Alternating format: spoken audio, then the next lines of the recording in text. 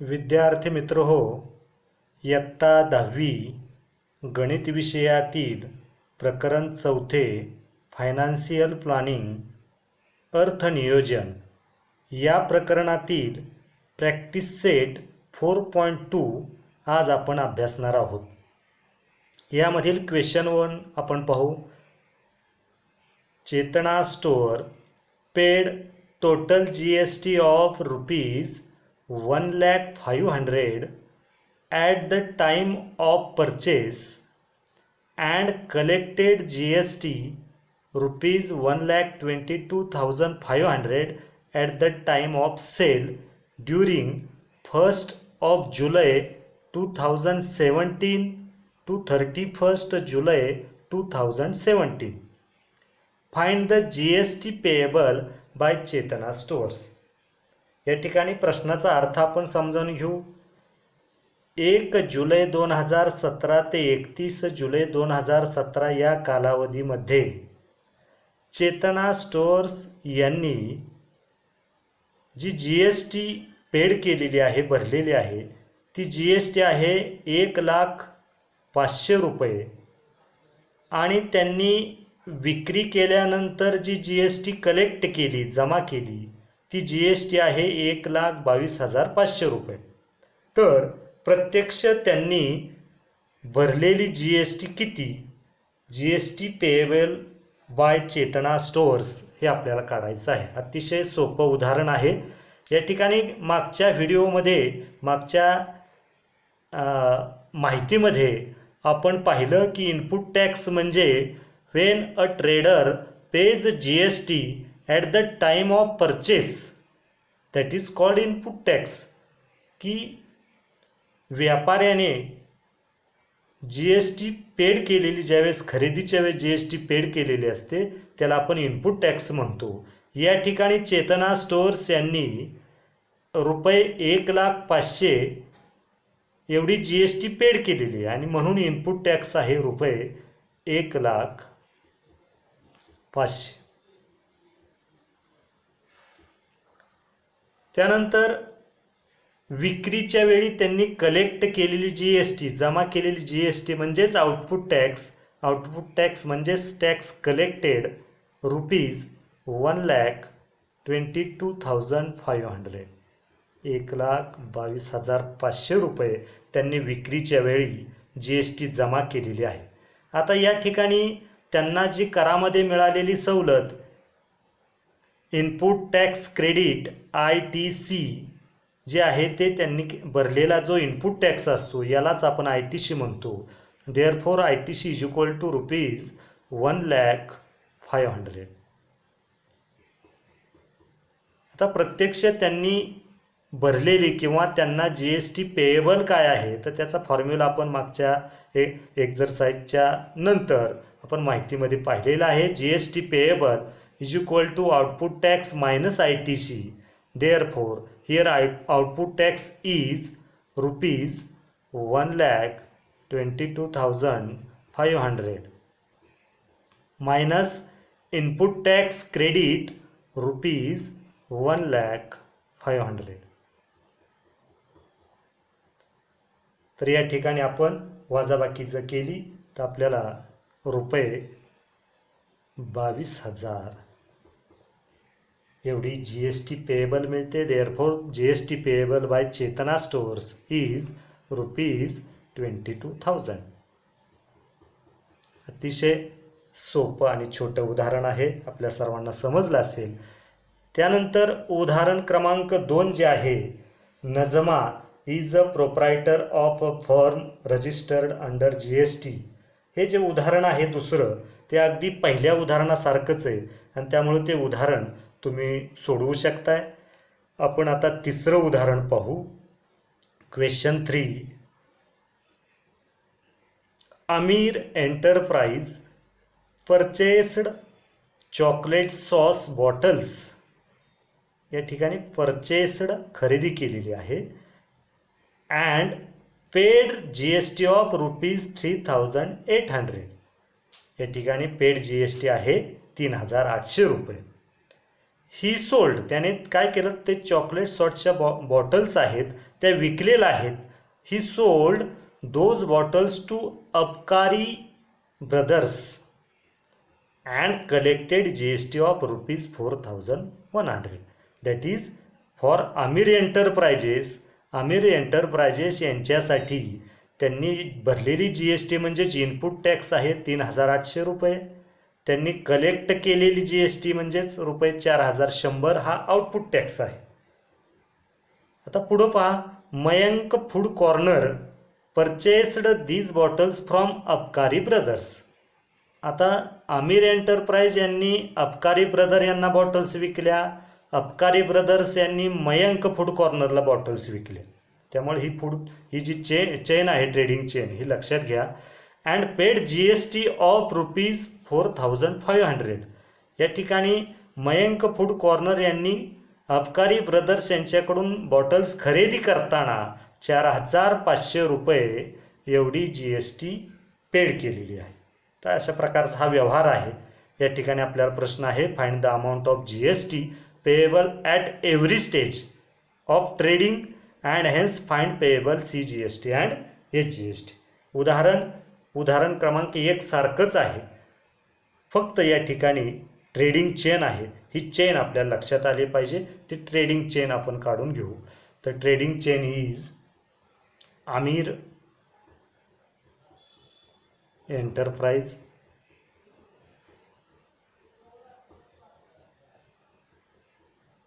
या ठिकाणी हा पहिला व्यापारी असेल आमिर एंटरप्राइज. त्याने चॉकलेट सॉस बॉटल्स या कुणाला विकलेल्या आहेत? अबकारी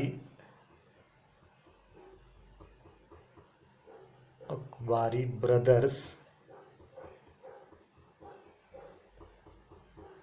यांना विकलेले आहेत. हा ट्रेडिंग चेनमधला दुसरा व्यापारी. त्यांनी पुढे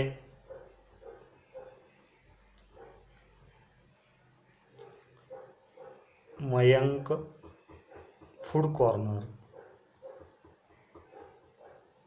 यांना त्या बॉटल्स विकलेल्या आहेत. इथपर्यंत हा ट्रेडिंग चेनचा भाग आहे. पुढं मयंक फूड कॉर्नरने कुणाला विकलेले आहेत हा भाग आपल्याला दिलेला नाही. तर एवढाच भाग म्हणजे या ठिकाणी 2 जे स्टेज आहेत, या स्टेजवरती असणारी GST आणि CGST HGST आपल्याला काढायची आहे. तर याच्यामध्ये पहिली जी स्टेज आहे ती आपण विचारात घेऊ. आमिर एंटरप्राइज फॉर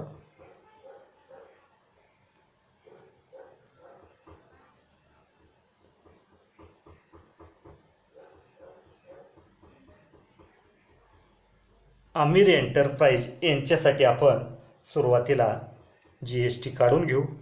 या ठिकाणी आमिर एंटरप्राइज यांनी चॉकलेट सॉस बॉटल्स खरेदी करताना paid GST of ₹3800.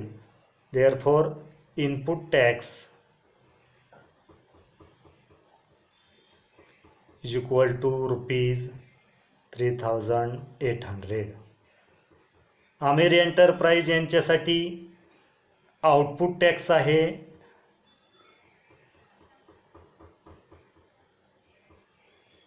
Output tax is equal to ₹4100. या ठिकाणी हा पहिला टप्पा आपण पाहतोय. ITC काय असेल पहा.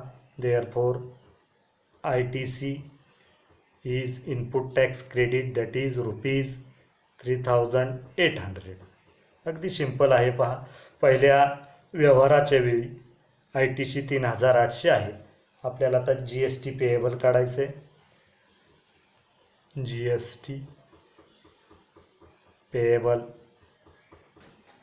इज इक्वल टू, फॉर्म्युला आपल्याला माहिती आहे, आउटपुट टॅक्स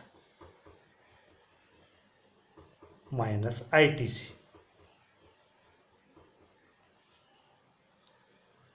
आउटपुट टॅक्स आहे 4100 वजा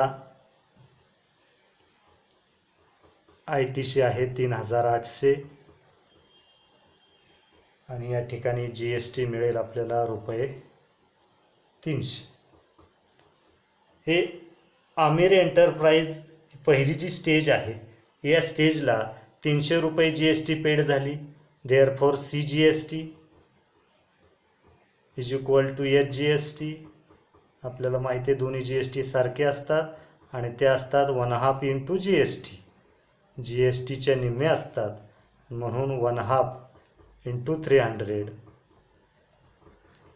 that is equal to rupees 150. Therefore CGST is equal to rupees 150 and SGST is equal to rupees 150. GST मांडून घेऊ. GST is equal to rupees 300. तर या ठिकाणी पहिला टप्पा जी आहे, पहिली स्टेज आहे, पहिल्या स्टेजचा आपण GST, CGST आणि HGST काढलेले हे तुमच्या लक्षात आलं असेल. परत एकदा पहा, आमिर एंटरप्राइज यांनी बॉटल्स खरेदी करत असताना टॅक्स पेड केला 3800, यालाच इनपुट टॅक्स आपण म्हणतो. त्यांनी विक्री करताना कलेक्ट केलेला टॅक्स म्हणजे आउटपुट टॅक्स आहे 4100 आणि ITC त्यांना मिळालं रुपये 3800. Therefore GST payable is equal to output tax minus input tax, that is input tax credit. 4100 वजा 3800 रुपये 300 ही GST झाली आणि CGST 150 आणि HGST सुद्धा 150 रुपये. या ठिकाणी हा आपण पहिला टप्पा पाहिलेला आहे. आता या दुसरा जो टप्पा आहे तो आपण विचारात घेऊ. दुसऱ्या टप्प्यावरती अकबारी ब्रदर्स आहेत 2. अकबारी ब्रदर्स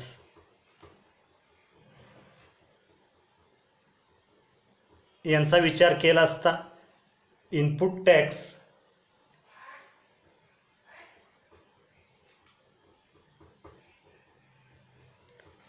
टॅक्स आहे रुपये. आता यांनी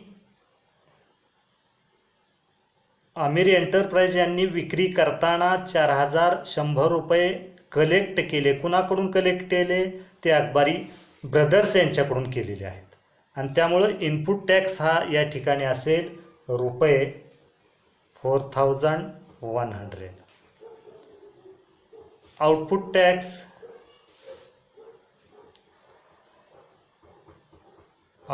टॅक्स इज इक्वल टू, आता यांनी मयंक फूड कॉर्नर यांना त्या बॉटल्स विकलेल्या आहेत आणि ते विकत असताना 4500 रुपये त्यांनी कलेक्ट केले. म्हणजे 4500 4500 is the output tax for Akbari brothers and ITC is equal to rupees 4100. Now GST payable, output tax